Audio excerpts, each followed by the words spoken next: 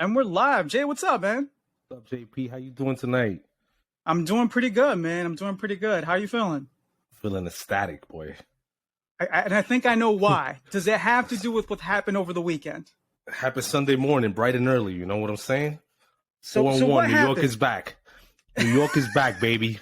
We back on the map. The New York Giants football organization is back. You're gassed right now, man. You're super excited. The Giants are on fire. What? Boy, it's been years. 8 years since I felt like this.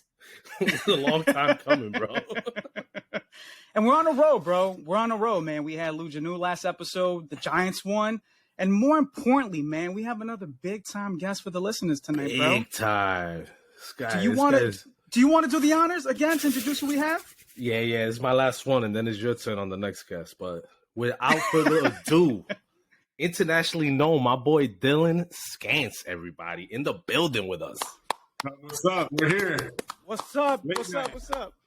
It's a late night with John and Jay. Let's go. We're grinding. And the crazier thing is that I feel like I don't think I've met another person that grinds just as much as you do. You're a busy man. Busy, man. I'm on a flight every week, most likely, and it's a grind, man. I mean, when you're working with the clients that we get the privilege of working with, you have no choice but to be on their schedule, and we rack up frequent flyer miles like it's our job. But I love it, man. I wouldn't want it any other way. No, I could imagine. So, before we kind of got started, we typically try to do a little bit of research on our guest. And I was looking at your Instagram page. And it's like your Instagram page is the page that I feel like another man would see and would say, I want that lifestyle. Yeah. So before. But not a lot of guys are willing to go out and get it. There, you know what? Already, we're hitting with some major dropping keys. Bars already. Early. Tuesday night bars. That's wow. Right. That's what we need tonight, man. So for our listeners, I think it's very important that they get to know you on a personal level, and it's even better that you tell them your story. So who are you, and how did you get to where you are today? Yeah, man. So my name is Dylan Scance. About 4 years ago, I founded a media agency called 87 Media, based out of New York City. And recently, we just got acquired by a larger company called Viral Nation. So we went through that entrepreneur life cycle and came out the other end successful, which was a huge blessing for us. But I'll give you kind of my full backstory. I started off as your traditional basic intern at a celebrity endorsement company. Going through the traditional process of applying for internships. I had no connections in the industry whatsoever. And I applied to about 50 different companies, and 3 got back to me. The first one was a company called OK Good Records, which was in Teaneck, New Jersey, a small record label that worked with Gummy the Bear as like one single client. The second company was a guy in Brooklyn who was trying to start a record label and was the most sketchy meeting that I've ever had in my entire life. And I said, absolutely. And the third one was this company called Platinum Rye Entertainment that when you go to their website, there's nothing else besides a logo, and it says their offices. They had 10 different offices: London, New York, Chicago, LA, your main spots. And so I said, this is really interesting. It says that they do celebrity endorsements, and I have no idea what that is. And I went to my first meeting. I was 16, 17 years old, probably maybe even a little bit older, sophomore year of college. And I'm waiting in the lobby. And of course, my mom dropped me off. I'm waiting in the lobby. The office is on 23rd and Broadway, and I'm 15 minutes early to the meeting, of course, to the internship meeting, which is basically them saying, "What do you do?" And all I did at the time was I was a DJ, and it was basically nothing. And we're sitting in the lobby, and I was waiting, and the time kept going 5, 10, 15 minutes past the time that I was supposed to meet with them. And it kept saying, "Hey, I'm supposed to go up." They said, "No, we can't let you up right now. They have a guest." So, of course, I don't really know what this company does. Lo and behold, 15 minutes later, Selena Gomez walks down the steps, and they said, "Okay, now you can go up." And my jaw dropped. And I said, "What do you guys do? Whatever it is, I want to be a part of it." So I was one of 4 people that got an internship that year, and that's really what kind of jump-started my career. I started, I worked for that company for the 3-4 months that I was an intern. I was the only one that didn't know anybody through, a mutual connection, a referral. At the time, Run DMC, Jam Master Jay, the DJ for the group. His son was in my intern class. So that's the kind of caliber of people that were allowed to be interns. And for whatever reason, I got the job as an intern. So I met a lot of really great people there. I met who would be my mentor moving forward. This guy by the name of Jonathan Chanti. He was running the beauty division at Platinum Rye. And, they called him Dog. He was the guy that was standing up, making phone calls 24/7, 365. And funny enough, we both look very similar, so we kind of gravitated toward each other. Boy, got a twin. So you can put a side. He was just grinding nonstop, and he was called Dog for that reason, which he was just a dog, making phone calls nonstop to the biggest talent agencies in the world, and negotiating, L'Oreal for this talent and that talent. So I got addicted to that environment, which was fast paced, high energy, guys cursing at each other in the office and just trying to close deals 24/7. So that was my first kind of experience within this celebrity endorsement space. I didn't even know what a celebrity endorsement was until I worked for this company. And then fresh out of college, I worked for a company called Hyper, which was an influencer marketing agency. And they basically did what they did at Platinum, but to a lower tier. Think of Platinum as doing the Super Bowl commercials. These guys did your digital commercials that, if you follow your favorite fitness influencer, he's working with a brand to do that. And that was really the inception of influencer marketing. Fast forward 3 years, I was one of the first 10 employees at Hyper. Hyper got acquired by a larger company. And I wanted to go into the bigger world in terms of advertising. So I worked for a company called Omnicom, specifically Ketchum Sports and Entertainment. And that's really where I got the idea to build 87 Media. The idea where 87 started was helping athletes get endorsements for their digital platforms. We all know, these guys to get massive endorsements with Nike, Adidas, your regular, Arm & Hammer or whatever it might be, or your, Troy Polamalu with Head & Shoulders. That's what we knew celebrity endorsements as. Where I really wanted to take that a step further was I wanted to help these guys get what we would consider your digital celebrity-esque type deals, but really for digital. And so that's where the idea started. We went out and produced content for a bunch of different athletes. And very quickly, we saw that there was a need for us to produce long-form video content for clients.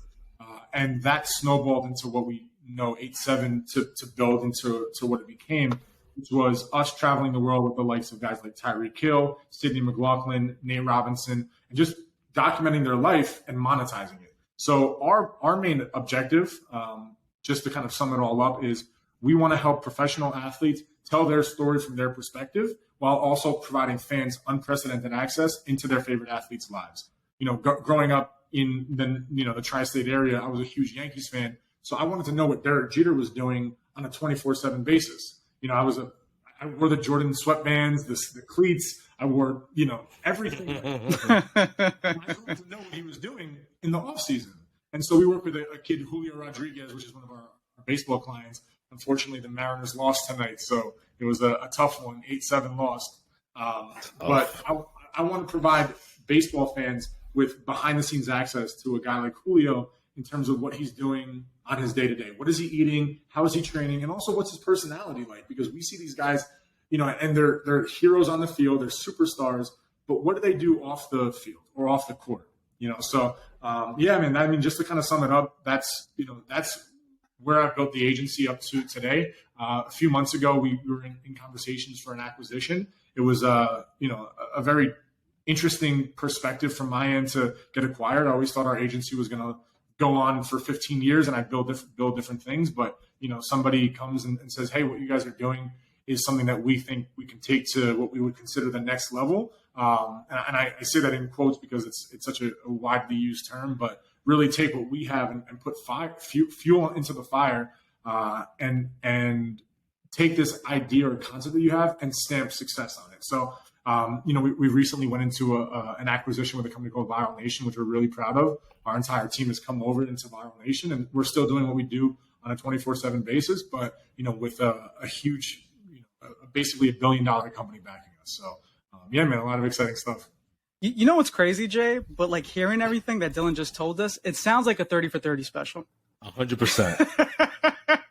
It's set, right? I was like just envisioning everything going on, like everything. I was like, wow. It's funny you bring up 30 for 30. That's the type of content that we want to produce. You know, for example, with one of our clients, Tyreek, one of my passions is those sit down interview, kind of really get to know who your athlete is. And so before the Tampa Bay Super Bowl, we actually sat him down and did what was considered 1 week out with Tyreek Hill. And it's one of my favorite stories because we had this concept. We pitched it to Tyreek. We pitched it to a brand called ASRV. I don't know if you guys are familiar with them. No. And they came in as a sponsor for the video. And within 2-3 days, we were out in Kansas City, sitting him down right before the Super Bowl.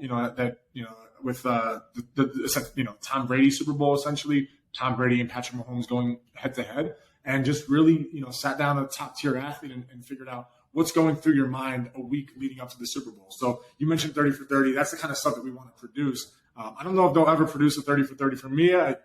Maybe you don't know, bro. You still got a lot to go. Still young.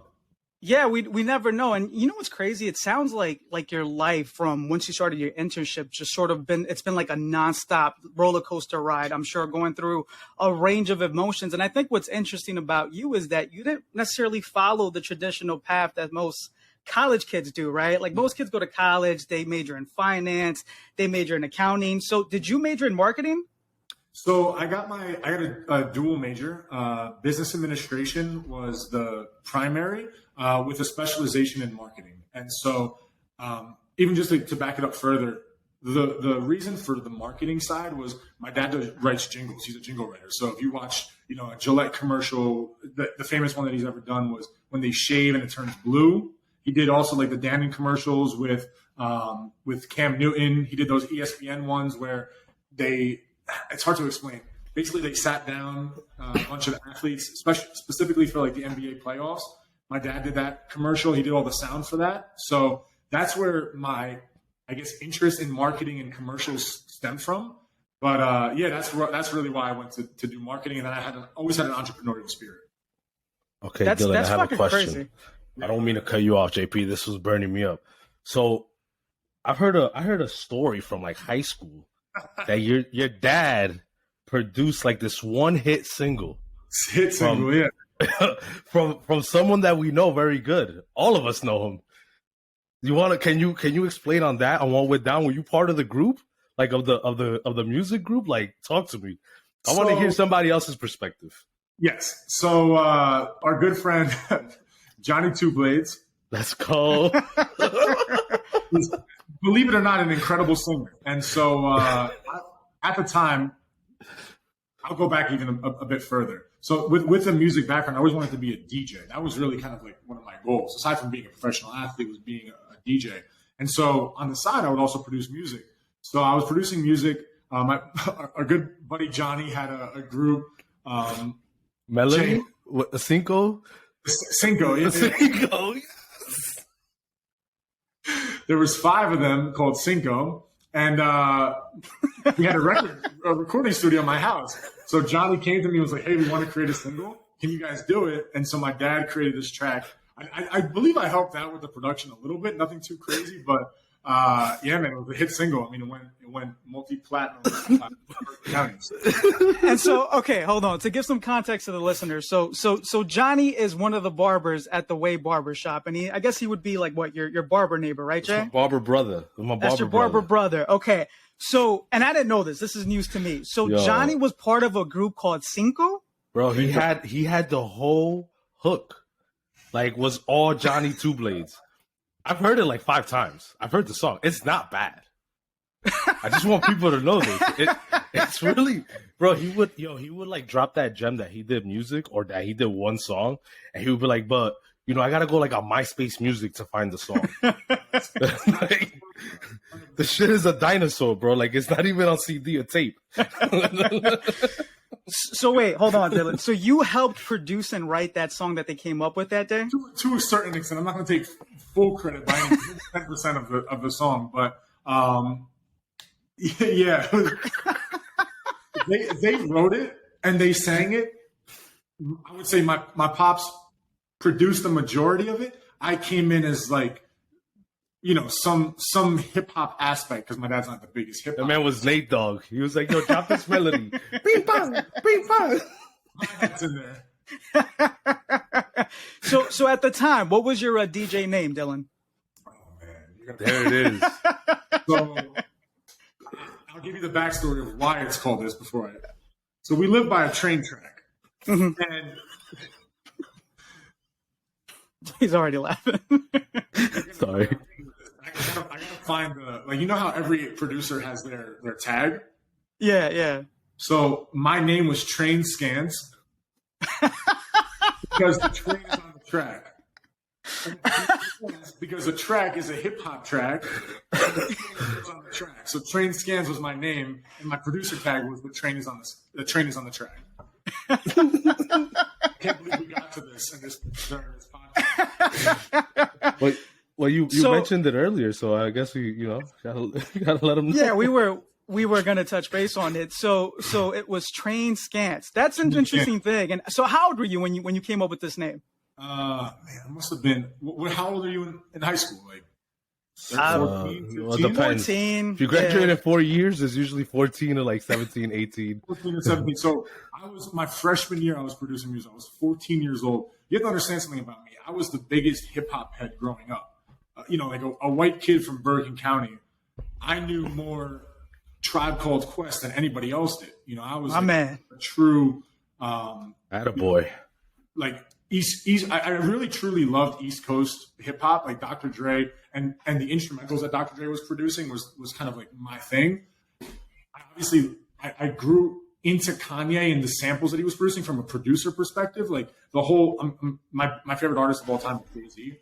Obviously, being from the New York tri-state area, but Jay is like the greatest of all time to me.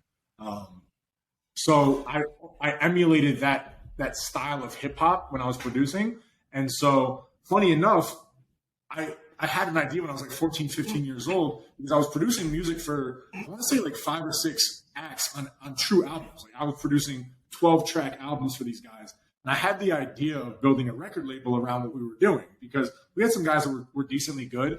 We had a kid from like West New York or West Nyack, like that type of area. Yo, West New York is our hometown, right? Yeah, I don't mean to cut you off, but you just dropped a gem, a diamond in the rough. Yeah, right? Kids from West New York, from Nyack. If you know their name, I know them, 100%. Willie Gonza? I don't know if you know that name. Willie Gonza. That was the rapper that from West New York?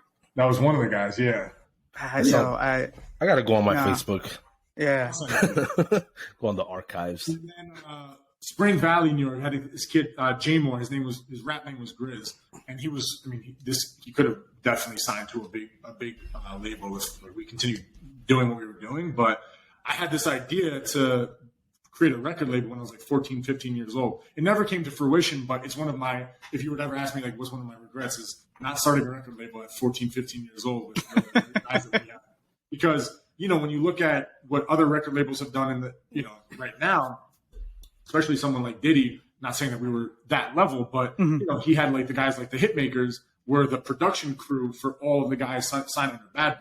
So, I can go on about music all day long, but yo, you really know your shit though. Like you really know your hip hop history, which. If you look at who is on my my music, sure, obviously it's all Jay, but it's like it's really getting into the archives of especially East Coast hip hop. Like I said, the Tribe Called Quest. I was a huge Mobb Deep fan. I still am. My man. Queens. So hold on, Dylan. School hip hop. It's gonna be part of the crazy. intro. You have to ask this question, and I think Jay, we were arguing about this in one of the episodes we were recording because we kind of have a different taste of music of today's music. Like we kind of clash with that. But before we get into that though, Jay, I have to ask Dylan, who are your top 5 favorite rappers, dead or alive? One Jay for sure. Put on the spot. Said that. Agreed. 1, 2, 3, and Jay. No, this is what we do, maybe. That's what I said. That's fair. I'd have to really think about it. That's a tough question. I like. How about like most played now that you rock on rotation? That's tough because I do go back to a lot of old school. I gotta say, as a lyricist, you know, I have to put Nas in the conversation. If you're looking, if I'm looking at lyricists, right? And so my business partner Brandon and I debate this as well because there's so many categories. If you ask me my favorites, it's Jay, it's Kanye. Sure, obviously I'm a bit of a Drake fan just in today's music, just because of there's certain tracks. And then you can go like, to me, like a Tribe Called Quest is one of the greatest groups. You also have like Black Thought is an incredible lyricist, but he's not like he didn't really do records like that. So I would put Black Thought into the conversation as a great lyricist. But if you're asking me if he's a great artist, no, he's not renowned, and you can't really count that. So I mean, to me, that is go into like a million different ways because it's my favorites compared to what I would consider are like the greatest of all time. Like, sure. So Black Thought is he's I guess the lead rapper for a band called The Roots. Yeah, right now they're playing for Jimmy Fallon. Right now. I know The Roots. Oh, that's that's the guy. Okay. Yeah, that's the guy. Yeah. Do you mess with today's music? Like, do you mess with the newer artists? Like, I guess like Young Thug. In passing, I won't say I'm like passionate about it. Jay knows where this is going. This guy's trying to start a fire right now. Dylan, don't fall for that shit. We're about to have round 2 of this argument where he said some bullshit last time, and I almost lost it, D. Dylan, I'll tell you, I lost my cool, bro. I almost slammed the laptop. I was so mad. It's just so different. I mean, it's funny. You look at the progression, right? Like I mentioned Run DMC earlier, with my internship. If you look at the progression of music, you'd have to put it into the category, right? You'd have to put it or in the time zone because you can't compare Future or Lil Baby to like what KRS-One was doing. That's fair. You just can't do that. So like would I listen to KRS-One right now? No, but I have to put him in like some sort of conversation as he gets his respect, he gets his flowers, guys like that. So I don't know. It's tough because I do listen to today's music. I think like even I'm probably gonna get flack for this, but like Tory Lanez, I think is an incredible artist. The fact he is sing and rap is incredible. The only thing I don't like about him is he uses too many people's samples. That shit. That album was hot though. But Kanye did that though. No, it was really creative. Like if you look at that though, like compared to what Kanye was doing on his first 3 albums. I mean, Kanye's first 3 albums are all samples. I would arguably put one of those albums as a top 10. I mean, 50 Cent is like, I put 50 Cent like on East Coast rap as one of my favorites. I mean, that whole, like, Hustler's Ambition is the song that I want at my funeral, you know what I'm saying? So, yo, listen. In a million ways. If I've learned anything from this conversation, Dylan, is that if we're ever hanging out, us 3, I will gladly pass you the aux cord. All right. Assuming that there's one. I know we got Bluetooth nowadays, but just for like a joke purpose here, you definitely get the aux cord, my guy. Because every artist, for the most part, that you just mentioned, he hasn't missed. He hasn't missed at all. That's good. I will say, like, at 14, 15 years old, G Unit and like that, and that really biggest movement of all time. Yeah. Everybody had tank tops and fucking sneakers. I was, as a white boy from the suburbs. Don't choke on that Evian water, JP. This boy dropping some shit today, bro. He's dropping bars out here, man. No, but I think that's. Yeah, I love hip hop. I love music, and I think what's really cool about hip hop compared to any genre, and I'm sure we'll get into like the motivation and stuff. Like it's the most motivating genre of all time. Of all, like you can't listen to country music and get excited. Listen to. I mean, pop music is like, sure, it's nice and listening. You can't listen to like any other genre besides hip hop to get motivated to do something. I mean, playing sports growing up, you're figuring out what's the best song to play pregame, and you listen. Sure, you obviously have. I don't know Spanish music as well, just because I don't understand it. But I'm sure there's like in those genres, it's the only way to actually motivate yourself. And I think. Funny enough, I've had this theory a lot. I think rap music has contributed to more success for people because it motivates them compared to anything else, like of all time, which is an interesting take. No, but I think mic drop. that's a valid take, though. I think Some that's mic an drop. extremely valid take because, to your point, like it does motivate you a lot, right? You listen to like a song like Hustle's Ambition, right? Or Hustle Hard, you know? Or like fucking Nipsey Hussle, Hustle and Motivate. Like you listen to that, bro, and you're ready to conquer the world, which I'm sure, Dylan, that helped you out tremendously, right? So like how much did hip hop music shape the person that you are today? It shaped a lot, and I'll give you a number of reasons. One is being able to speak to clients, right? A lot of our clients, especially on football, basketball, they look at me and like, oh, you're just, what do you know about anything? What can we relate on, right? You can't relate, Yeah. whether it's shoes or something. Hip hop has allowed me to relate to a lot of our clients on a deeper level, like what we're talking about now, which is kind of like debating music. So I think that's one thing. From the motivation side, without a question. I mean, every single day, it's like I said, Hustler's Ambition, all those G Unit albums, like really motivated me. I mean, Jay-Z, from both a motivational aspect and also just he has business acumen that's intertwined within his lyrics. So obviously, that to a certain extent, you're not going to listen to Jay-Z and be like, I know everything about business, but there's certain kind of like motivate you in business. And I also think it's given me an interesting perspective. Like when we build out videos for a lot of our clients, figuring out ways that you can craft a narrative with music is really interesting. There's a lot of hip hop that gives you some sort of, or like instrumentals that invoke emotions in one way or another, whether that's motivating, you'll have an instrumental that's really motivating for a specific part of a video that you want to, if it's a workout video and you want to really get people hyped up, you have certain songs. Like there's one of our first videos that we ever produced. It has there's a song by Lil Wayne from what movie was it? What was those boxing movies that were recent with Michael B. Jordan? Creed. Creed, yeah. So the whole Creed soundtrack is an incredibly motivating soundtrack. So we use one of those songs from that, and it invokes motivation. You can do that with a different song, and it doesn't have that. So I think also telling a story through video as well as music has helped with that. So yeah, I mean, music is a huge part of what we do on a day-to-day. We integrate music into all of our videos. And then also from a motivational standpoint, for me, I wake up at 5:30 every day and try to get to the gym, work out, and run. I mean, I wouldn't be able to do that. You're trying to push through unless you have someone like Rick Ross when you're talking about hustling. hustle.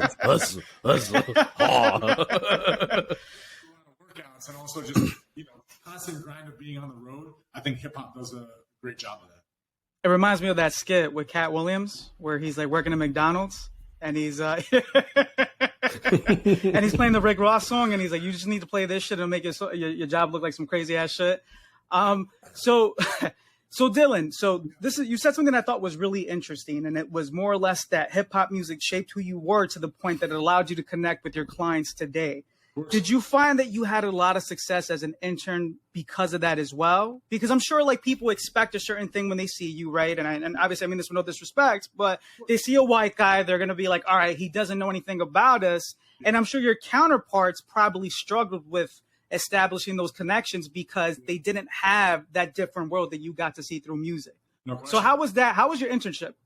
Yeah, I mean, I think it gave me a bit of a unique differentiator that stood out, right? Like, especially speaking about, we had a music licensing side to our business, so I understood that to a certain extent. But I think the understanding of hip hop, if you can connect with somebody on that level, I can connect with people on a lot of different levels, but that shows a different side of a guy that looks like me with wearing, a 3/4 zip up, and you can come into a room and talk about the greatest albums of all time and actually debate it. People are kind of like, okay, you have something that's a little bit unique.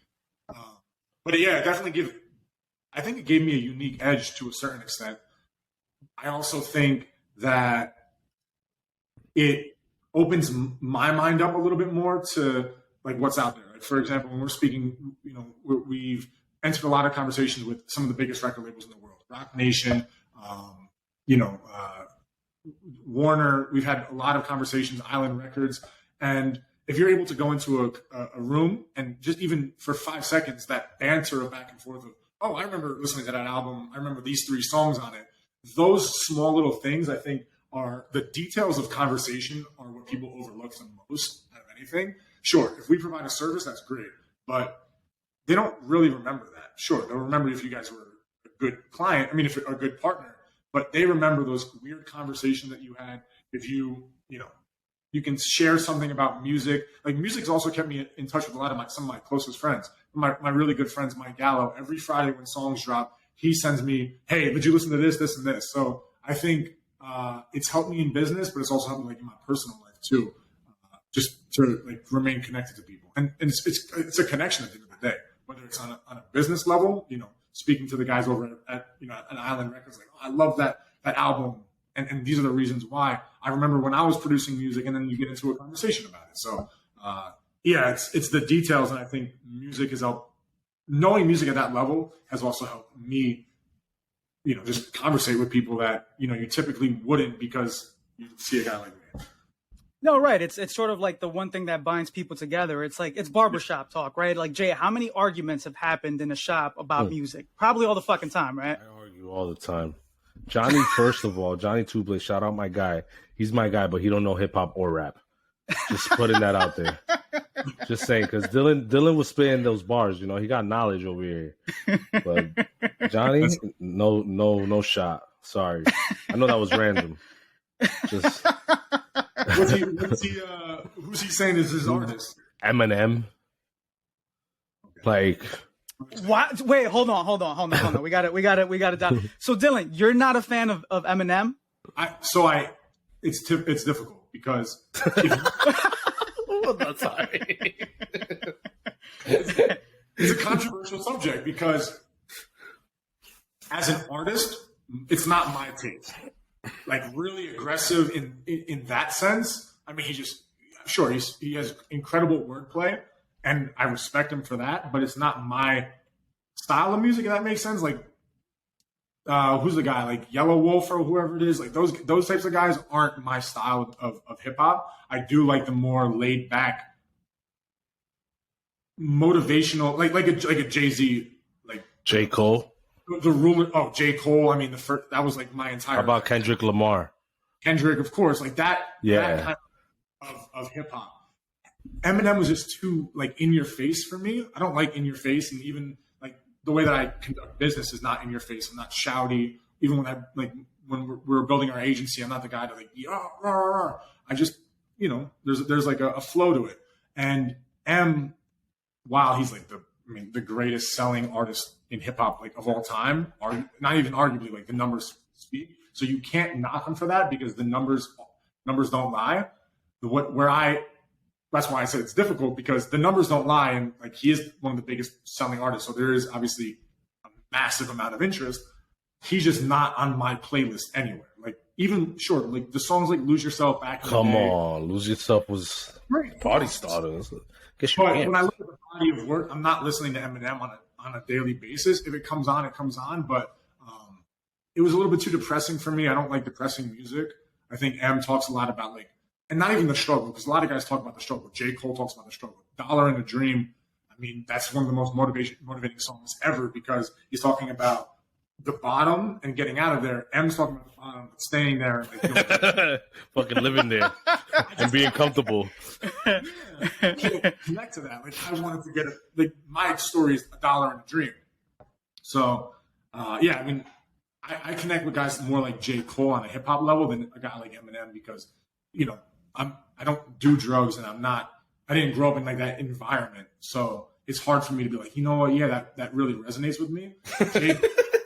Because he's like, I'm trying to make it out. I'm doing whatever it takes, Or even like Hov. That's why he like built nothing to something. Sure. The details of like him selling drugs and all like that doesn't resonate with me, but like I consider us selling like videos as drugs. So like we're building it up the same way that Jay built it. And he started to build different businesses.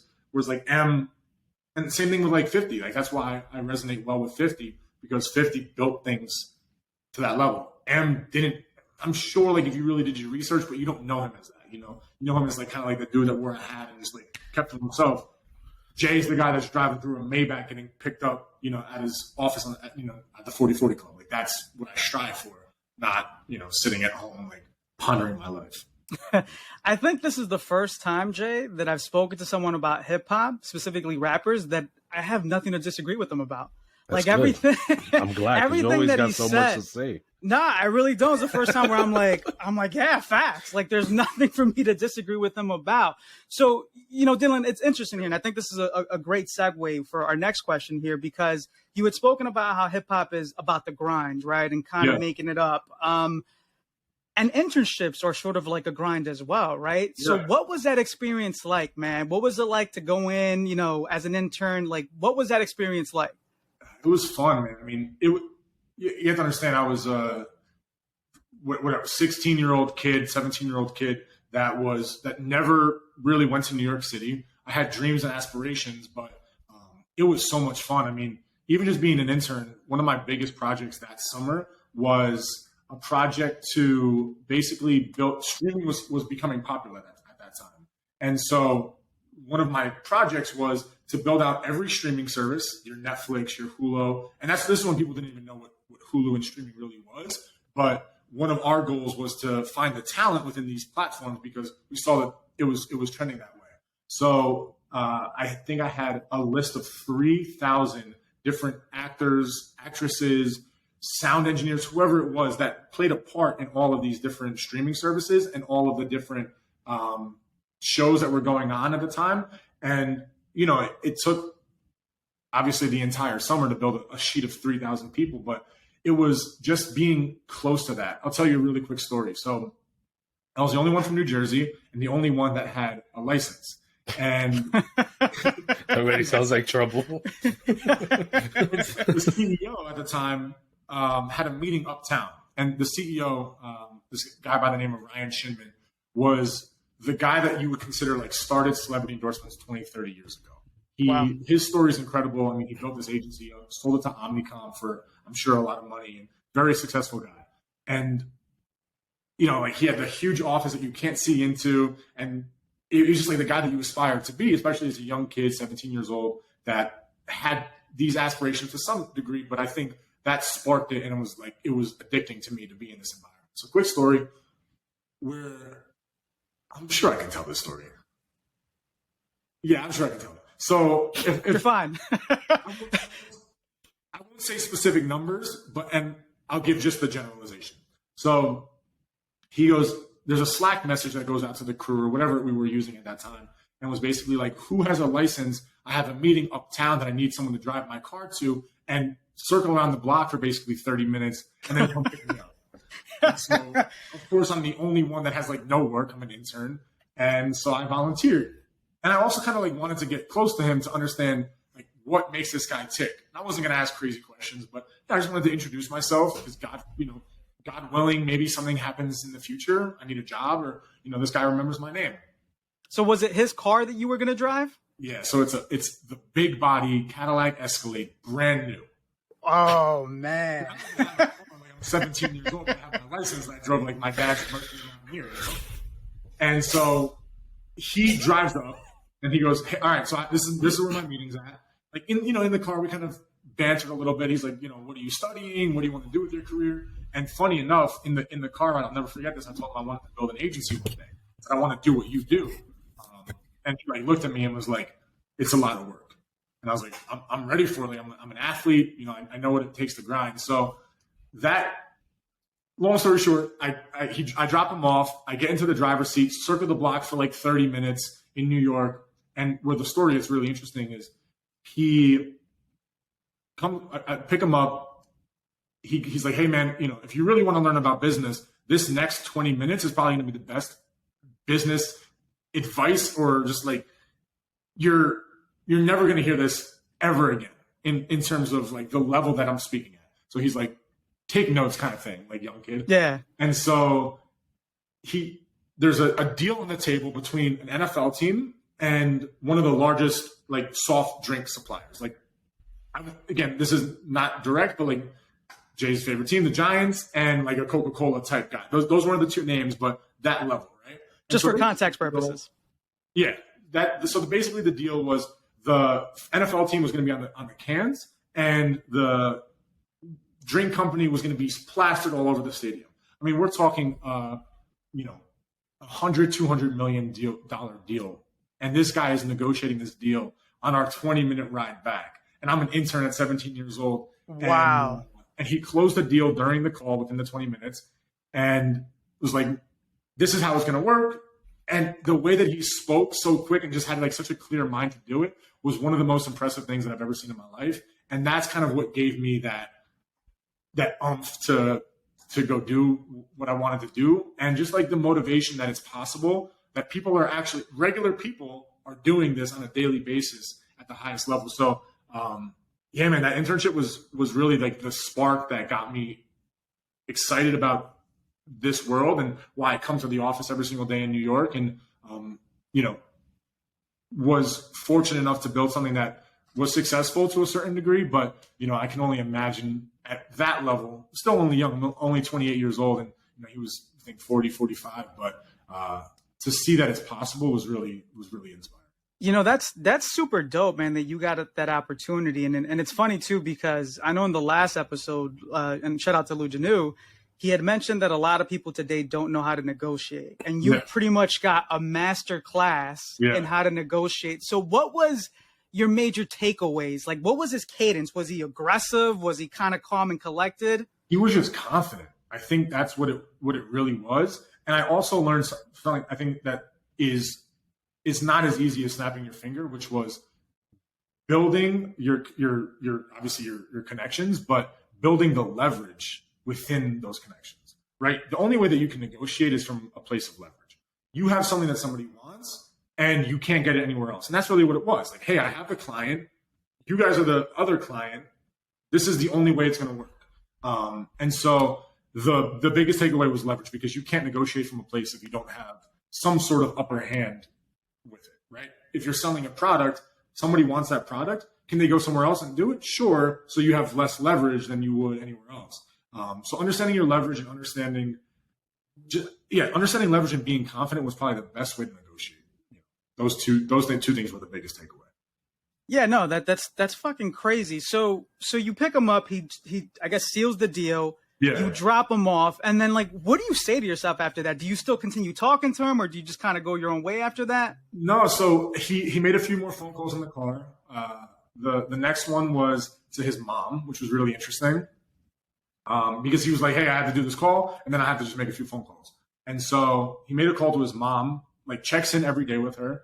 You know, I think it was her birthday week or something like that. And I think he got her tickets to the John Mayer concert. But of course, this guy's very connected, and she got to meet John Mayer type behind the stage and shit, like backstage passes to John Mayer, like light flex, like through his management. And he's like, hey, how was John? Was he really nice? And so he talked to his mom. It was like just great. It was seeing what a guy at that level, how he operates, which was really cool. So yeah, I mean, and that was really it. We drove back to the office, and he parked his car. We walked up again, and like didn't really say much the rest of the next 2 months, but it was always really motivating. You know, it's like his presence was just motivating, and the way he operated too is like the way he dressed was not too. I think I take a lot of my like style cues from him, which was not too dressy, which was not like suits by any means, but you know, look put together every single day because you don't know who you're going to meet. That was a big takeaway that I learned from him, which was he always had a suit in his office, just because you never know. Like, God forbid, it's Tuesday. The CEO of Omnicom wants to come by. You better look prepared. So he always had a suit nearby, but always dressed to a level of sophistication that impressed people. So that was a big takeaway too. Would you say, and obviously you had mentioned that you did different internships, but would you say that was one of the bigger people that influenced you into who you are today from a businessman perspective? I would say he served as like a figurehead more than he did actually showing me the way. He was somebody that I always strive to be to a certain extent, because it was like very attainable in my eyes. I think the guy that really took me under my wing, I mentioned him earlier, was Jonathan Chanti. He's the one that gave me my first real job, and I was basically an assistant under him. And that's where I learned how to sell. That's where I learned how to, craft the right emails, how to be in front of clients. He's the one that really took me under my wing. And, he was dog at Platinum. I was little dog. And that's really where I got to a certain extent, my business acumen. And what I really think shaped a lot of it was I did a lot of research. I think the best, to give you a quote, is it's better to be prepared than to be good. And so the way that I look at it is whenever I go into a meeting or whenever I go into just any endeavor, I want to be the most prepared that I possibly can. And so for those first 3 years that I was working at Hyper, sure, I was learning, behind Jonathan, but I was also doing my own research and I was also learning on my own time. I was living in Hillsdale, New Jersey, which is about an hour and a half commute by train every single day, both ways. So 3 hours on the train.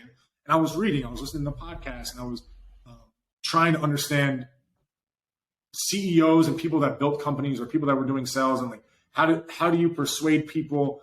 And that's where I probably learned the most, which was just doing my own research and crafting my own ideas. It's funny because a lot of people reach out to me and they say, what does it take to build something? And it's fun. What do I need to do? And my answer always is, I can't tell you. You truly have to learn on your own. And I hate to sound like a jerk in that sense, but it's true.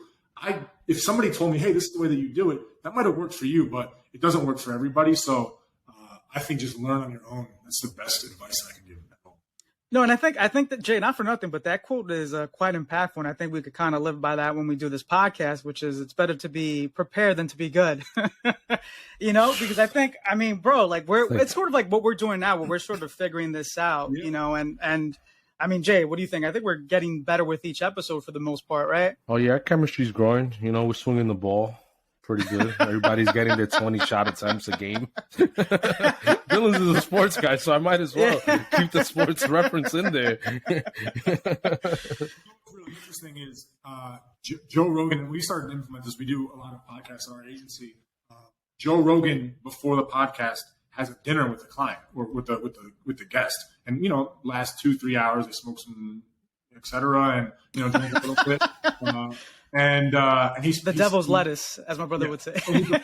He takes an hour, 2-3 hour dinners with his clients, and you'll hear when you hear him, he references it back, and he says, when we were speaking last night, you said this, and so I did a little bit of research, and I found out that he spends some time with his clients and takes them out to a steak dinner, and or brings them over the house till they really get to know them. And so we started to do the same thing. We have a few podcasts running right now, and we won't allow our client. We're running a podcast now as we're at Viral Nation. There's a kid by the name of Jordan McCabe. He's a basketball player, plays for UNLV, and we're running his podcast through iHeartRadio. And there's budget behind it, and we're doing a full production for it. But we have to have an hour call with the guest beforehand to make sure that we're fully prepared the next day. And preparation has always been key as a success for me. Whether it's a small real estate client that we're looking to shoot for a small production, or the likes of a Tyreek Hill, I want to know every single thing about that person or that company, because the more you can speak to it, the more you sound prepared. Whether you're going to provide a better service or not than the next person, that preparation is what people remember. I think you're dropping a lot of gems here, man, and I think this is a lot of good information. Listen, man, this is a lot of good things. I wish I was taking notes right now. I need a notepad. Yeah. I'm like, fuck, I should have gotten a notepad. So a lot of this, it sounds like you got from your mentorship with Jonathan Shanti, right? Is that correct? Yeah. So how was that like, man? Because I feel like, from the corporate world, right? Yeah. Interviews for an accounting position in finance are probably completely different than the world that you're into. So what was that like, right? Because he gave you your first job. So when you first met him, what was that like? What sort of questions get asked? So it was funny because my entire career, I never really had an interview process. Wow. Besides my internship, right? Right. So the internship is what led to me getting introduced to Jonathan. And when the Platinum Rye agency got acquired by Omnicon, Jonathan was looking for a new role. And when he was, I think he got brought over as the SVP of sales at that new company. And it was not even, hey, I want you to interview, I want you to meet with them. It was more like, hey, I mean, it was I got the job offer 6 months before I graduated. And he basically said to me, this is your job. Like, you're taking this. There's no other, like, you're not negotiating against me. And also, you're not going to go out and search for anything. He's like, this is your first job. He's like, wow. It's like, take it. And so, he explained to me what it was and where the future of influencer was going. And it was a no-brainer to me. So I never really had that interview process with him. And then again, I started my own agency. So you get interviewed every single day by the clients that you're looking to pitch. So I guess that's probably my best example of being interviewed. Again, I go back to being prepared. You have to be prepared with anything that you do. And even, when I got interviewed for my internship, which is the really only interview experience that I have, I was probably the most unprepared I've ever been. I just was talking about me being a DJ at weddings and bar mitzvahs. You did DJs for weddings? Yeah, that was how I made my money in college. I have a question. That's good money, bro. Did you ever have any special MCs help you out? Like special guests, special MCs hold down the mic? I did. Who? Good friend Johnny. Yo, that guy's the jack of all trades, bro. That guy's everywhere. So you're telling me Cinco made an appearance in one of the weddings? Were they special performers? It was just Quavo, not the full meeting. He was great, man. He killed it. Yo, if there's someone that you're gonna give a mic to and like control a crowd and like hype up a crowd, Johnny Two Blades is the man for the job, bro. That guy could take over a fucking room, bro. I mean, I was like 19, 20 years old, and I was so shy. And I said, there's no way that I'm like hopping on the mic and saying, all right, welcome to the, John and Carissa's wedding. So I was so nervous, and I was like, who else am I going to call? Johnny. He took a whole day off for that shit. Like, that shit was like a Saturday. He took off a Saturday for that. I remember that. I had that one boiling in the pot over there, simmering over there. I was waiting to drop that one. So that's that. So, but you know what, Jay? This is a good segue, man. Because Dylan, you had mentioned nerves, right? And I feel like for the most part, getting into the industry that you're in, I'm sure that plays a huge factor in your day-to-day interaction. So, what was your first client experience like? And if you're comfortable sharing, who was it? So you're saying my first client when I was at 8-7 or just in general? Just in general. So the first meeting I remember being really nervous. It was an agency, and it was my first time actually pitching a client. And so I was, if you go back to Dylan 10 years ago, was very shy, was kind of introverted to a certain extent. And getting on a call and talking to somebody was scary. My first experience ever was in person with a client in New York. I believe the agency was called Sunshine 72 and Sunny, an advertising agency. And we were selling our services, right? We're going to go acquire clients for you. And I remember just having no idea what I was talking about. The client never signed, of course, but I was in a boardroom. Jonathan was there, but he threw me into the fire, which I respected a lot. Damn. He didn't care if we closed a client or not. This was a learning experience with a pretty sizable client. They definitely did like $15-20 million in revenue. And I just remember shaking the whole time. You get those cold sweats, like when you're really nervous and it's a regular temperature. Like I was sweating through my shirt, completely butchering the entire meeting. And I remember after it, Jonathan looked at me and was like, "That went terrible. That's great." Like, that's too fun, And that was my first experience being really nervous. And I think what helped is just being thrown into the fire. It was like, hey, here you go. I'm going to feed you to the sharks. You're either going to sink or swim. And if you come back, you're going to be better the next time. You're going to learn from it. And you're going to, figure out what you did really wrong.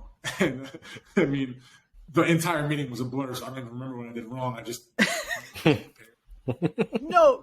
nervous. But I think that's super dope, though, man, that Jonathan kind of gave you the opportunity to fail. Yeah. Because most of their bosses, for the most part, like if they're putting you into the ring, it's because they're expecting you to, knock it out of the park, right? Yeah.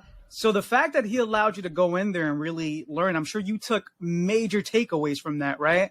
No question. And I mean, and even fast forwarding probably 6 years, Jonathan was our only investor in 8-7. So, I mean, it came back for him, tenfold. And, obviously now we're working together again at Viral Nation. So I've never been able to kind of like shake him in my career. He's always been there, which is, for me, not a bad person to always have in your ring. And that's why I always consider him a mentor. But it was also a good learning experience for myself when I was building our agency, because I brought on a lot of, new people, and knowing that you can allow people to fail and that it's not going to be the end of your business was really important, because, one of our first hires was a guy that I went to college with, and he actually went to school for accounting. So wow. Doing like biz dev sales to sports agencies and to professional athletes was completely 360 from or 180, I guess, compared to what he was, went to school for. And so, the first few calls was like, hey man, I'm not going to say anything. I'm just going to be a silent listener. I'll help you if you're really struggling on this, but I really want you to fail. And that was a big lesson too, which was those types of interactions that an employee will never forget are what make them grow exponentially, compared to if you were to just say, hey, I'm going to coddle you and I'm going to show you the ropes. By you actually showing the ropes, it's not going to help them at all. No, that's no, I agree with you 1,000%. And, I have to ask, just because, are you guys looking for an HR person? And a barber for that matter? Jay, you down? Looking for a barber. We need an on-site in the office. My machines travel. I've said it. The machines do travel. That's Jay's go-to phrase. And you're traveling this weekend too, Jay. I am. Saturday. You're a busy man. I had a wedding. Gonna cut the whole party. You should bring Johnny Two Blades. Nah. Be the MC of the night. Said I'm cutting hair at the wedding. I'm not a DJ by any means. So Dylan, I know we kind of sidetracked there for a second, but it's what I find incredibly fascinating, the world of celebrities, right? Because I think for the most part, a lot of them on TV appear larger than life. 100%. So what was your first interaction with a celebrity, and what was that experience like? Were you taken back by it? Were you shocked at their attitude? You know what's interesting? I think my first true real interaction with celebrity, outside of just we signed a lot of clients for deals, right? And the last few companies, which was, you have an email address for an agent, you call them up, hey, I have $10,000 for this Instagram post or whatever it is. Can you guys do it? You talk a little bit with the talent, but not really on a personal level. When we started 8-7, my first real true interactions were on the production front of being in person with a lot of these talent. We've worked with some really incredible clients over the last few years. The ones that you'll see, you mentioned earlier on Instagram, are like the Tyreek Hills, the Julios, the Sidney McLaughlins, the Nate Robinsons of the world. We actually did a really cool video with Nate Robinson and YG. I think the funny part about talent in general is you see them, like you said, on TV scoring a touchdown, but what you don't see is them, feeding their kids 7 weeks after them being born, the same way that you would, when you have your child. And so that's what's, I think, a misconception, is they're just regular people at the end of the day. And where I go to work and I sit, at a computer, or if I'm on site with a client, their work is just shown to millions and millions of people, and also the money that they make is shown to millions and millions of people. So that obviously causes a lot of problems, and people asking for money from them, which stems from, you hear a lot of guys obviously get effed over in friendships, and people are always grabbing for money. I think that really comes from just the nature of being a celebrity. My first true celebrity interaction, which was, and I guess you consider him a celebrity, especially a celebrity in the sports world, wasn't necessarily a client of ours. We just did some free work with him. Was Deshaun Jackson from the Philadelphia Eagles, most notably, which I know, oh wow, being a Giants fan, so you saw Jay's face right now. Jay was like, it was a tough one. Don't bring up. I mean, I'm happy for you, but that man. So that man. happened to you. I would have let him, like, once I got cool with him, I would have told him some shit. Piece of my mind of how I felt that day. It's just one play. It's just one play. That was really the first true celebrity interaction. We work with a bunch of different athletes, but minor league baseball players, professional lacrosse players, and what's interesting, at least in my experience, is there was never that star factor. It was, hey, we're here for a job to get work done, and let's keep it moving. And I think that's what allowed me to work well with our bigger tier clients, which was, we're here for a job. Sure, we'll build a relationship over time, but we're here for a job. It's not like, hey, can I have a picture? We actually have in our contracts, and this is something that I learned at Platinum Ride, which was, you're not allowed to take pictures with the talent. Sure, if we're in a photo and, something, for example, if you go to my Instagram, a lot of them are just us being with each other and someone took a photo of us, or, for example, we've done a bunch of different things. One of them, most notably that Nate Robinson lead up fight with Jake Paul, we went out with YG and someone was like, hey, let's take a picture to kind of like commemorate this. That's acceptable. But we put into all of our contracts with our employees that you can't take photos with the talent unless it's kind of justified, right? And so that's something that I learned at Platinum. So you don't have that time to become starstruck, at least in our work. It's, hey, we're here for a job. We show up, we get the job done, we work with you, and we get it over. And then what turns into, our long-term working relationship, they're no different than, one of our friends to a certain extent, but the only difference is we're producing content for you, and, millions of people get to see it. So, we don't really have that time to be starstruck per se, but we definitely, when we take a step back, we realize it. When people are like, oh, you work with this person and that person, we kind of forget that they're at that level. And to be honest with you, we sometimes forget too, because I'll give you a good example of it. When working with someone like a Tyreek Hill level athlete, we forget how famous they are sometimes, which is interesting to hear because, you hear him, the fastest guy in the league. You forget that every Sunday, millions of people are watching this person. We see them at home. We see them, when we're doing a prank video with his sister to steal her car, tow her car, and put that on YouTube.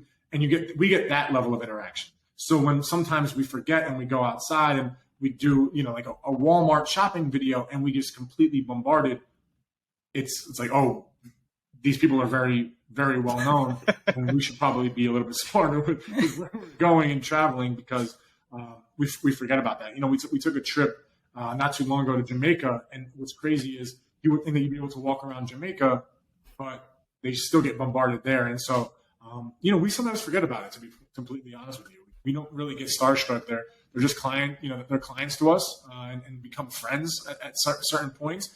But you definitely forget about how well known they are when you're there. No, it makes sense. It makes sense. And I think to a certain perspective too, I believe, I think that these athletes or celebrities probably respect that sort of professionalism, because if you're trying to secure a deal, last thing they want is for the person that they're trying to deal with to be like, hey, do you have 5 minutes to take a quick photo so I can send over to my wife or mom? Right. That's and it's funny because I'm just laughing. We've seen clients that we work with on a long-term capacity will actually cancel contracts of, like, if they have a contractor that they're working with, for example, if someone's taking on management deals for them, if they're a little bit too kind of showy that they're working with this person, they see that on Instagram. It's funny. It's funny because you would think that they have such a huge following and they don't see anything. They actually do see that. And there's been a lot of cases where clients that we work with have fired other, marketing managers, or they fired, like a TikTok specialist or video editors that they're working with, on a different platform, just because they wanted to take a picture immediately. And they feel a certain type of way when they do that. There's no question about it. No, that's cool, man. And what I find incredibly interesting too is just the dynamic of how that relationship works. So I'm extremely curious, but talk me through how, I guess, a deal gets done with an athlete like a Tyreek Hill. Like, what are the first steps? So it's a great question. It's always a case by case basis, as you can imagine.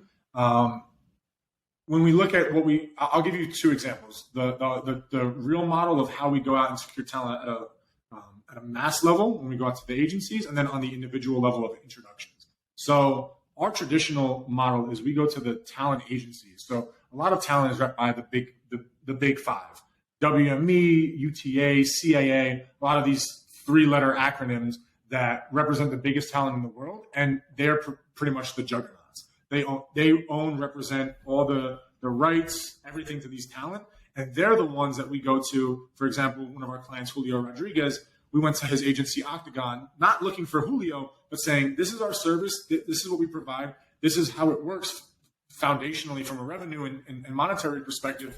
Who do you think is a good fit for this? And those are the best cases because they'll tell you the guys 3 or 4 years out before they truly get signed. Wow. Two examples of that is Julio, obviously just signed an insane contract with the Mariners, potentially $470 million contract. We signed him about 1.5 years, 2 years ago when he was not even in the league. So wow. These guys, these agencies, Octagon, WME, they know years in advance based on their projections who's going to be the top dog. They will never give us somebody they're like, oh, this guy might work out. If we're signing with that talent, there's a 95% success rate because they have all these models that they're building out. I mean, they're billion-dollar companies that they're telling you why this person's going to be successful on the field. And they'll also tell you why they'll be successful off the field. This person has a great personality. They have an inclination to social media. So we always hedge our bets to a certain extent with the agencies. Another great example is Sydney McLaughlin. I don't know if you are familiar with the women's track and field, but she broke her 400-meter hurdle time 7 times in the last 2-3 years. She blew up on Instagram. She's had over 1 million followers. And when we signed with her, she was at like 300K, and she was just known as kind of being a face within women's sports. And so that she's through an agency called WME. WME has some of the biggest talent across the board. And we have actually a really great relationship with them.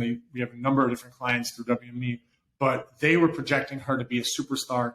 I mean, we signed her 3 years ago and recently just became. So they have these projections and these models that can tell them if they're going to sign somebody, why are they going to be so successful and why should we work with them too? So, we work in collaboration with them.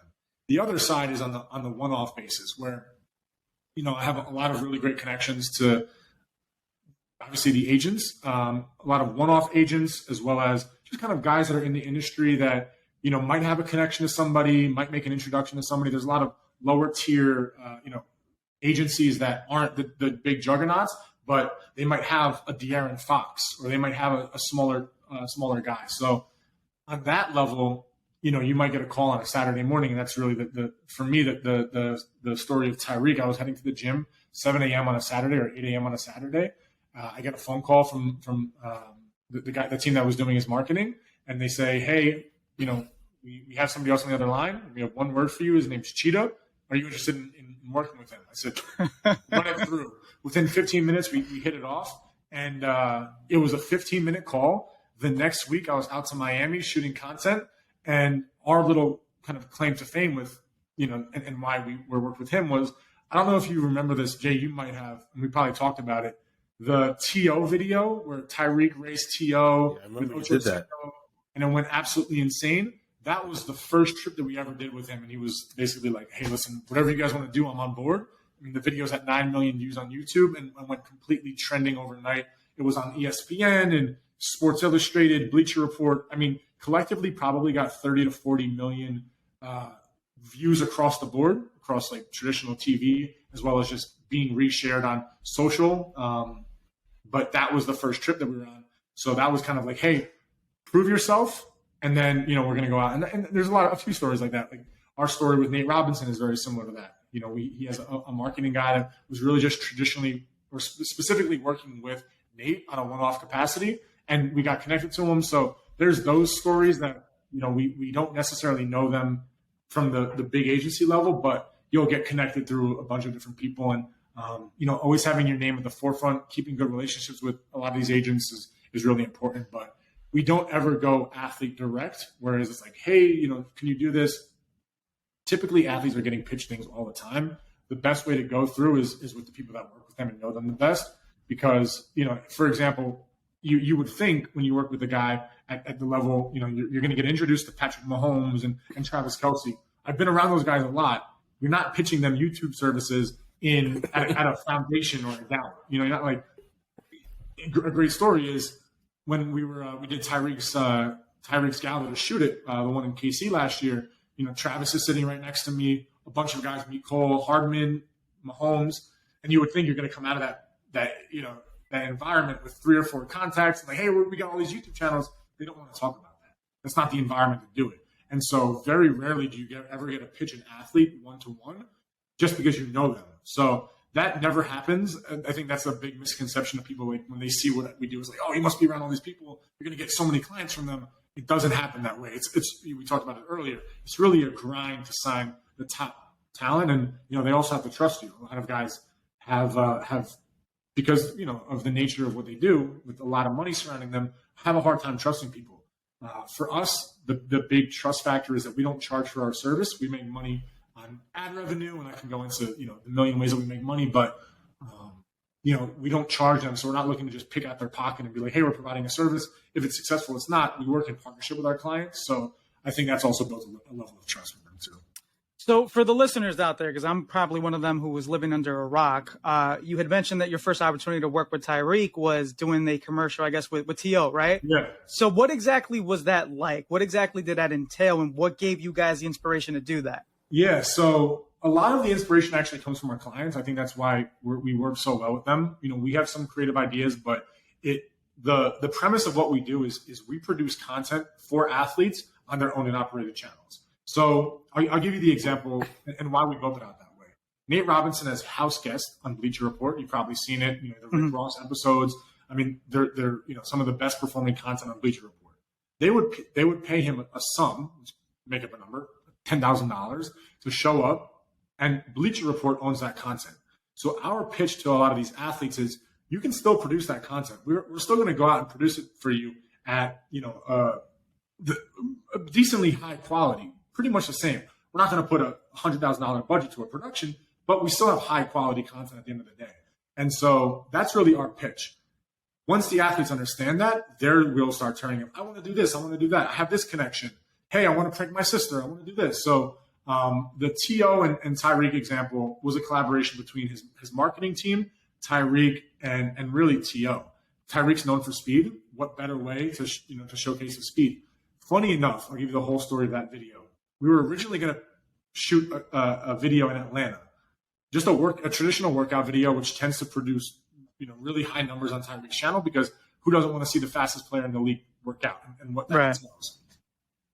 So we had flights booked. It's 9 p.m. the day before we're supposed to fly out. He calls me and goes, hey, change of plans. We're going to Miami tomorrow, 3 p.m., shooting with T.O. Damn. I'm like, what are we shooting? I have everything booked. I have myself and 2 of our team members flying out to Atlanta for this shoot. What are we doing?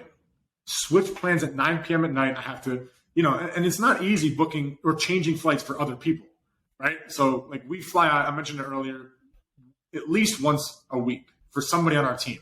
Now, if we're really busy, it's 2 flights a week, for 3 team members. So you're constantly booking different travel. So to change flights for 3 different people in a turnaround time and to stay within some sort of a budget, now changing over to Miami is almost nearly impossible. We got it done. We got one of our team members out there. Unfortunately, my flight wouldn't work and I couldn't switch over. We sent one person out to shoot that video, and we shot it within, a span of an hour, cut it down to 24 minutes. And because it garnered traction across social, like T.O. was there, obviously Ocho Cinco was like, hey, we're racing today with a lot of, want. So we didn't even color grade that video. We chopped it into 24 minutes from an hour, got the best bits, threw it up on Tyreek's YouTube the next day, and I've never seen a video go this viral this quickly. Within 24 hours, we got 1 million views on that video. And to be honest with you, it's funny. I tell the story a lot. It was during COVID, or at least like the kind of the time when COVID was becoming well known. We lost a lot of our brand business because we have a whole side that we do brand work, producing traditional commercials. And the way that we make money on this side is through ad revenue. So if a video performs well, we split that ad revenue with our athlete clients. So we weren't doing well on the brand side. It's COVID, and there's nothing foreseeable coming in on the brand side. That video is really what kind of, pushed us through to be successful through COVID. And I think without that video and the videos that kind of precede that one, because, once you catch fire with one video, the next few are going to also catch fire because you're having millions of people at the channel every single day. So they're going to also look at other videos. That video in terms of revenue is really what got us through like 4 or 5 of the hardest months through COVID. And that allowed us to really get through the rest. So, crazy story with it. If we didn't switch those flights and get it around, like, I truthfully don't know what would have happened during COVID. We probably would have had to take on a loan, or, we would have had to figure out a way to get through COVID. But that video really helped us get through that a tough period in the business time.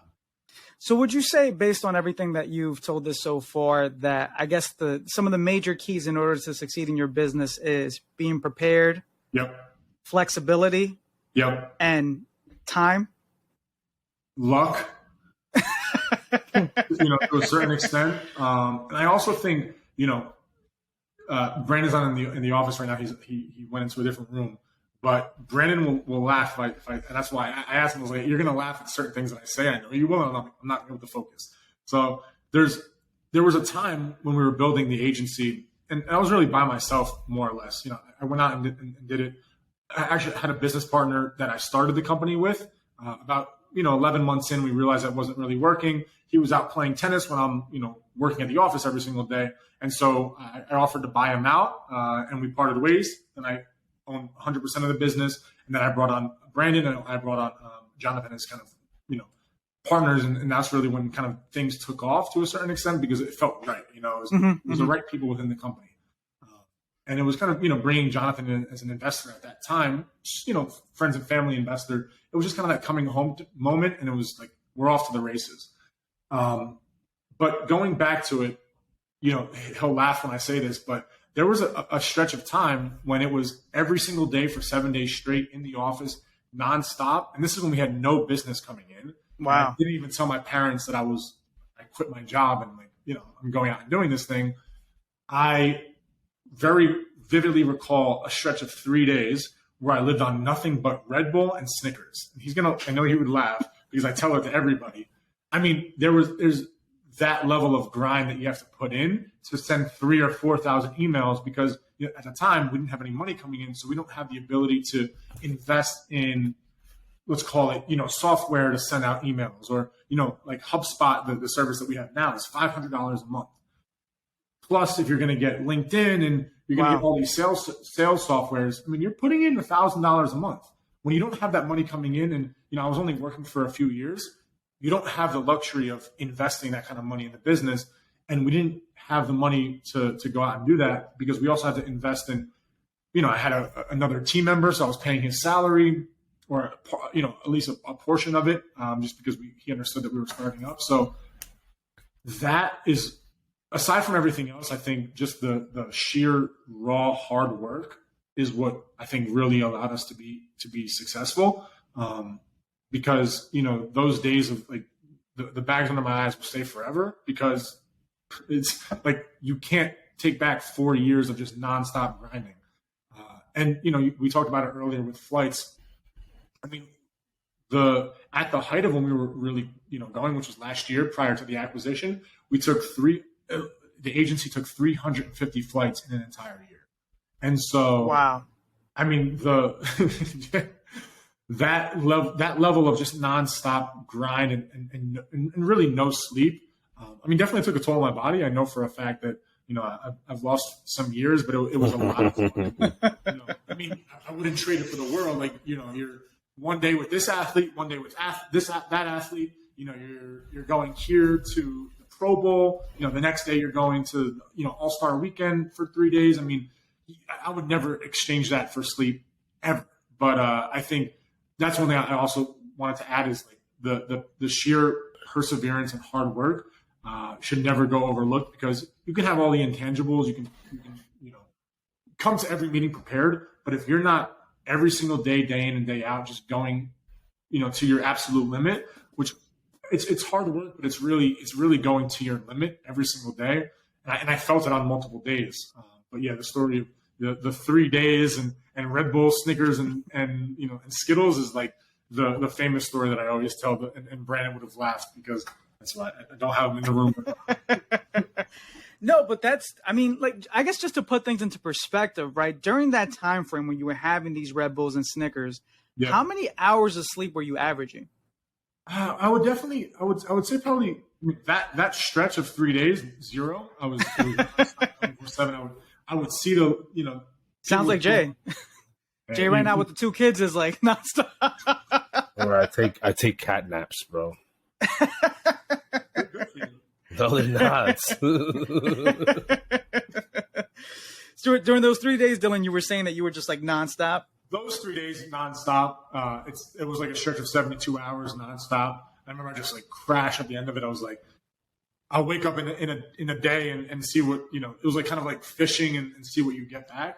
I think I sent probably like 4,000 or 5,000 emails manually. Like it was like one of those. Damn. What's up about numbers?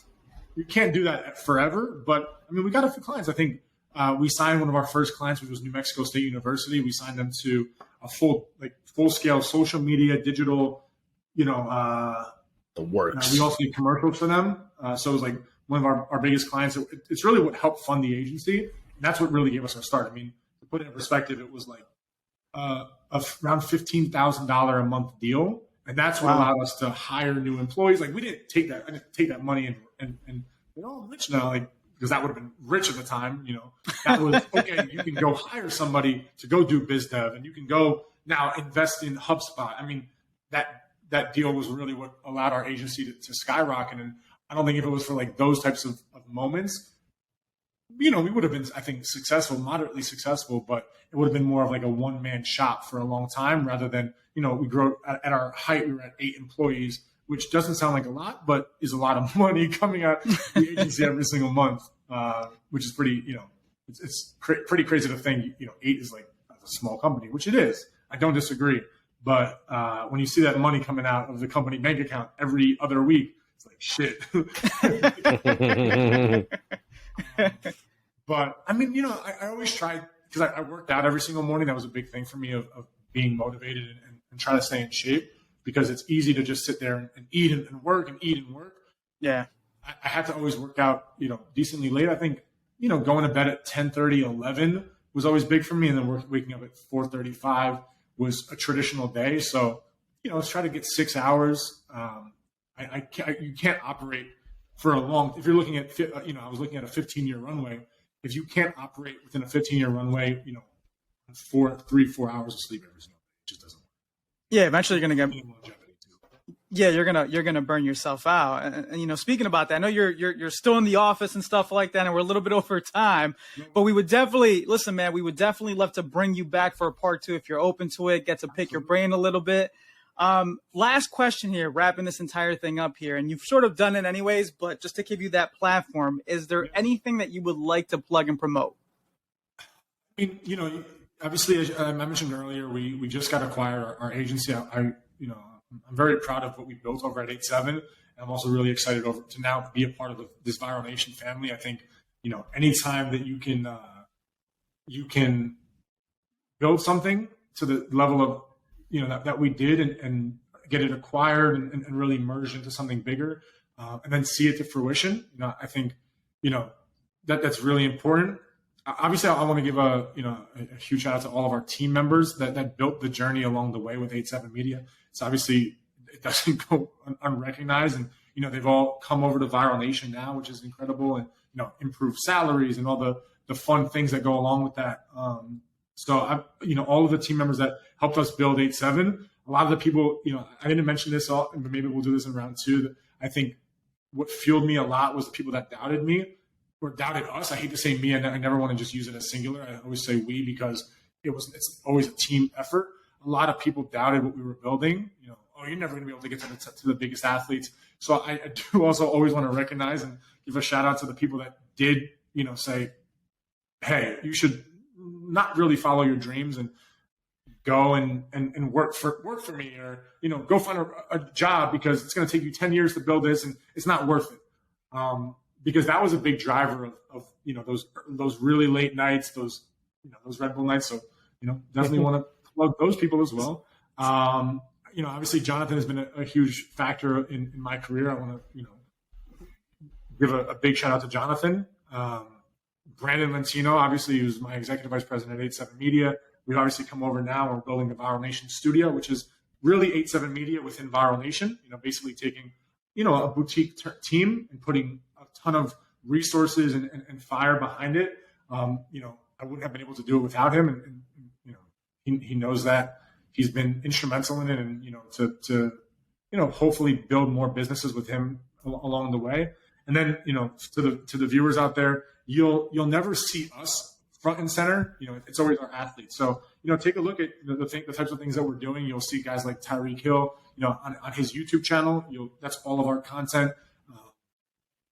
Padre Carrington is a big golf channel that we have. Take a look at it if you're into golf. Take a look at his channel. I think that's a really important one to learn some tips on golf if you have a bad golf swing.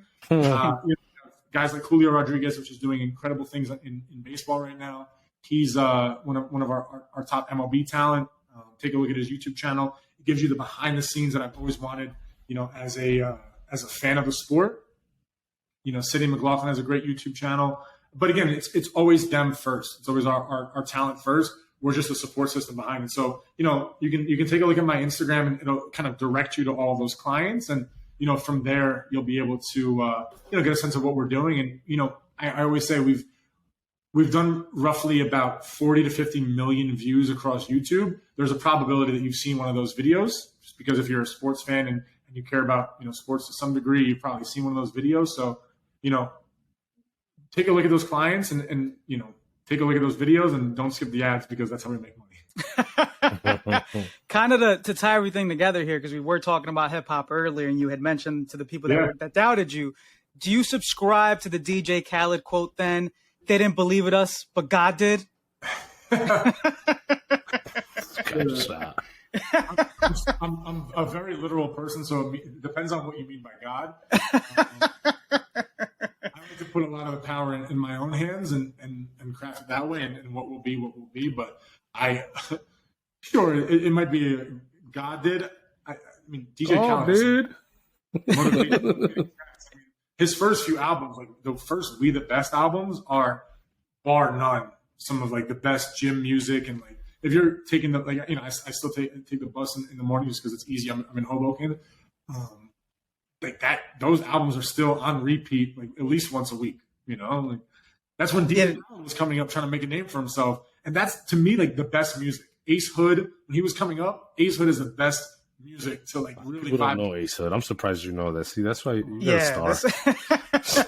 That boy, Dylan, if you're up for it, man, we're definitely bring you back, man. I feel like we could do an entire episode of hip hop. Yeah, hip hop segment. Yeah, we're gonna bring you back and do a hip hop segment, because I feel like there's a lot of things that we agree on, and I'm curious to really pick your brain a lot more, man. So we'll bring Brandon in on that one, because he's like, we go back and forth. We have very similar views on hip hop. He knows more new hip hop than I do. That's my guy. Shout out Brandon. There you go. That's Jay's guy. Shout out Brandon. Send me his email. Send him over. So this is gonna work then. This would be perfect. This would be fucking perfect then, because you got the two old school guys. Who's my guys? Kendrick Lamar, Young Thug, and that's it. You like Gunna too, though. And I love Gunna and Baby. I love Future. I like he's all a that. big Future. I mean, listen. At the end of the day, I definitely listen to all of them. I mean, the whole, the last Future album I thought was really incredible, to be honest with you. I mean, all like, what is it? D4L, one of my favorite hip hop tracks, probably just to like listen to in the gym. I mean, the whole collab album with him and Drake, insane. Future, we got to bring Brandon on, man. We got to bring Brandon on so we can have a debate. People want to see Brandon. Good. Yeah, the people want to. Go Brandon. Go Brandon. Dylan. Yeah, of course. So when I brought him on and they kind of pitched him on the idea of 8-7, and I was fortunate enough to have enough revenue to justify his bringing him on as a business partner, as well as just you got to pay his salary. And he's a very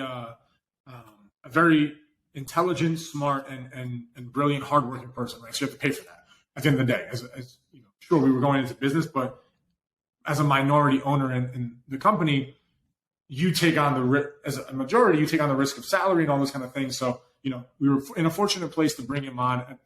At the type of numbers that were being requested, and so part of my pitch to bring him in, I have a really great connect over at Rock Nation, and I forget whose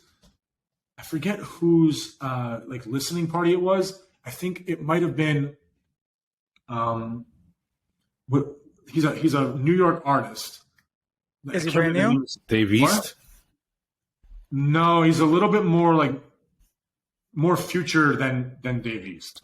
Little TJ? No, a little bit more hardcore. Man, this guy's like you would know. I forget exactly who it is. He'll know. Ace Hoodie with the boogie with the hoodie, whatever his name is. Ace Hood. No, you know who it was, but he was also there. The London rapper that was on Central C. He was on you're gonna hate me, the Ed Sheeran collab album.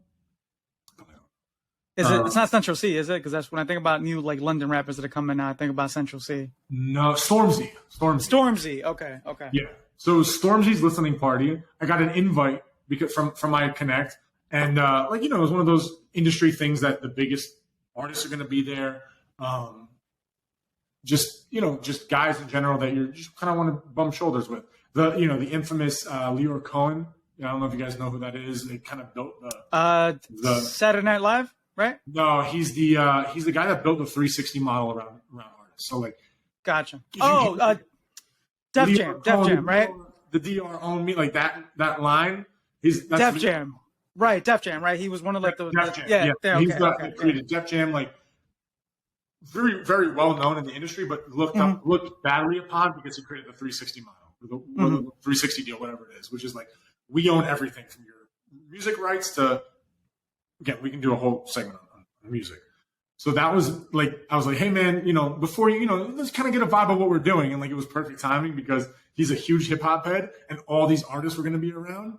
And so I pitched him on the idea of come to 8-7, working with big talent, athletes. I want to build out, doing content for artists.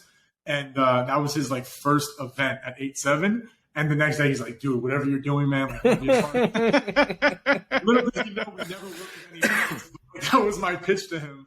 And the rest is history. But yeah, man, let's do a whole segment on hip hop. Like, we could kill. We can go to like. There's a rapper in the room right now. Oh man, you're putting me on the spot right There's now. There's a rapper in the room right now. Send me some beats. Nah, listen, I think the last time, well, I still rap from time to time, but like, I don't even like, it's just a hobby now. I don't even take it seriously. I fuck around from time to time. What was that? Yo, don't gas me up, Dylan, please. Don't gas me up. Listen, we'll get fucking Johnny Two Blades and we'll relist the single. We'll bring back Cinco. So with him. He's down, bro. We're working that. I'm gonna bring the Way Barbershop to the cast, the podcast. I'm working on it, man. That would be cool. Little barbershop talk. That's like the hub. That's what the Way Barbershop is the hub. Yeah, it's the hub. That's where I get all the guests. Now, on a real note, Dylan, thank you so much, bro, for being part of this today. Yeah, we appreciate you, man. I know you're a busy man, but we'll definitely have to bring you back, bro. if your schedule's open to it. Jay, I mean, obviously, just for you guys to think about me is an honor. So I definitely want to put the time. I'll never be like, I have X amount of time. This kind of stuff is really fun, and I never really get to like kind of talk openly about it. To be honest with you, we're always just kind of like in our cocoon of business and my office, and you go home, and we never really get to talk about it. So I appreciate you guys for having me on. I've been seeing what you guys been doing; it's really cool, and I was like, oh, it's definitely something I want to be a part of. Obviously, I'm always not always, as you can tell, my hair is like crazy right now. I'm in the barbershop every once in a while, so once a month, making sure everybody's all right. No, Dylan, man, thank you so much. Keep grinding on it. It's the only way. I'm excited to see where this thing goes, and obviously, I'm a huge fan of what you guys are doing, and just thank you, brother. I would love to do that second episode around music. That'd be a lot of fun. Nah, listen, man. Thank you, brother. We appreciate the support, man. Trust me, it means a lot. I know you're a busy man, so for you to take time out of your busy schedule to be on this, man, means the world to us. And again, man, listen, we'll bring you back. We'll do a part 2. And we'll talk about hip hop. You know, I'm sure we could talk for 2 hours and stuff like that. So appreciate you again, man. Jay the Barber, always a pleasure, sir. To everybody listening, make sure to rise up. Take it easy. Have a good night. Peace. Peace. Yo. Dope conversations, everyday people, learning life lessons, this is what we live for. Maybe perfect strangers, but we cut up like we kinfolk. We all have stories and all our stories should be told.